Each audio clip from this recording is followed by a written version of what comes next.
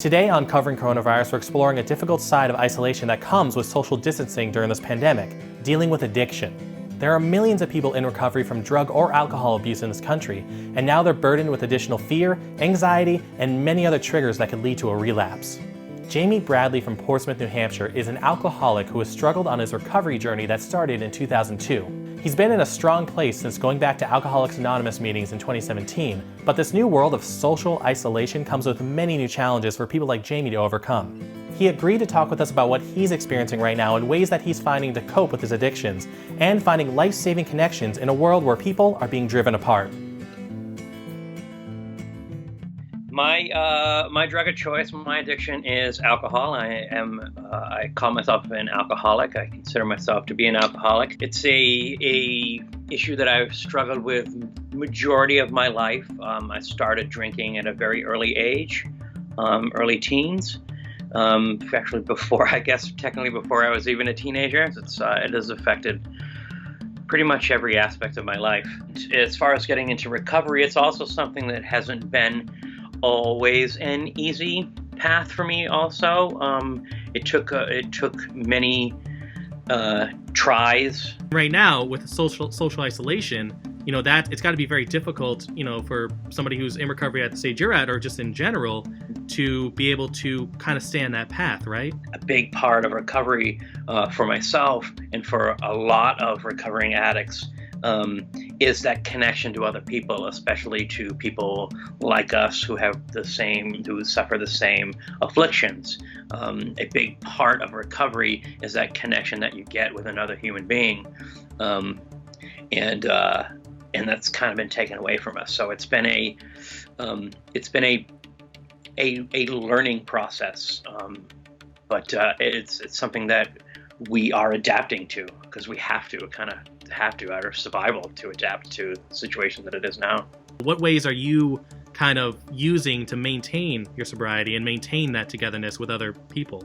There's the Zoom platform, which is an online meeting room where you can do video conferencing, phone conferencing if you don't want to have your video on. There's also something that was called Uber conferencing that I just did yesterday, where you just call in. It's kind of the same thing. You can do a video. You can just call in. Most people just use their phones and call in. The recovery community is always finds a way to adapt to the situation.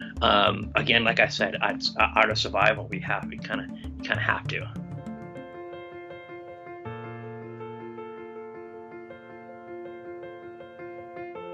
One of the big triggers, for relapse or anything like that, even just a mental relapse, is fear. Fear and resentment are big things that lead to a relapse or lead to another, you pick up or use again.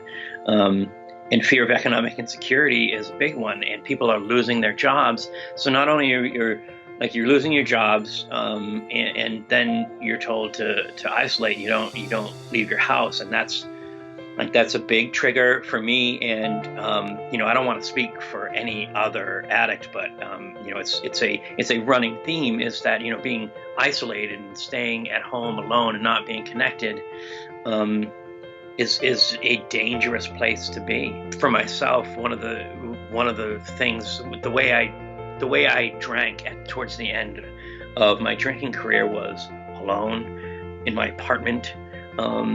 Miserable, sad, and that's the environment that I'm in now. So it's the tricky part is keeping my brain from going to that place, even though I'm physically in that place, in my apartment, alone by myself, to not let my mind go there. But are there any things that you're doing yourself while you're isolated that you feel are helping to kind of maintain where you're at right now?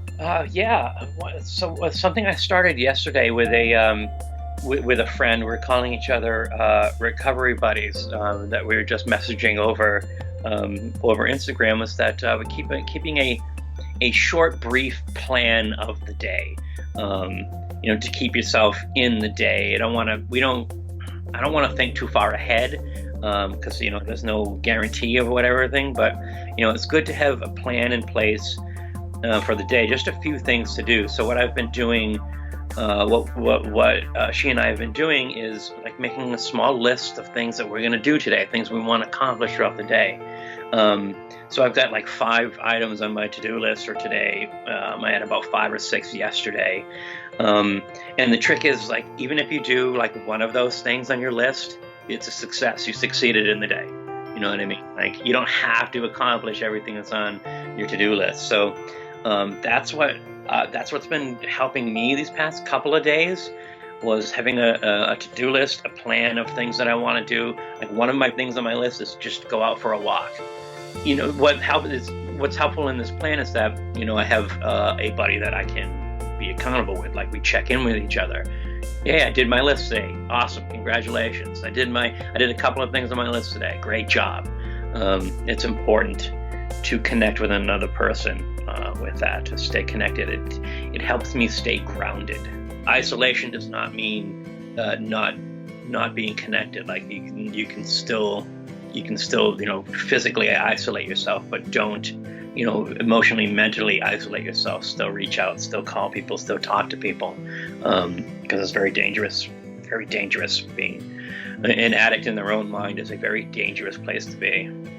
Once this is gone over and we're kind of recovering from this pandemic, there's gonna be a lot more challenges. Is that kind of like concerning or scary? You know, when you talk about the unknown, getting into that phase of all this? No, not for me, because only because I try to keep it in the moment. Like you mentioned earlier, like one day at a time. It's another very oft used AA slogan, one day at a time. So, you know, if I don't want to start worrying about how it's going to be in the future, because now I'm not focused on the moment. But change is also a scary thing too. Like, I was very resistant to online virtual meetings when they were first happening a couple weeks ago. I didn't want to do it. It was not the normal thing for me. I go out to another place and I talk to other people, other addicts, and I was very resistant to it. But now I've adapted to the way it is. Like you said, this is the new normal now, and I know I'm confident that when this passes, if this passes, whatever happens in the next phase of society and life, that we'll find a way to adapt to whatever changes come up. A mentor of mine early on said that there are many paths to the top of the mountain. This just happens to be the one that we're taking, meaning there are many ways to get there. And if AA is not for you, don't fret. Don't worry about it, man. Find something else that works for you. All I can say is that that's what works for me. And everybody's different. So yeah, ask for help. That's the biggest thing. Ask for help. Don't try to do it on your own.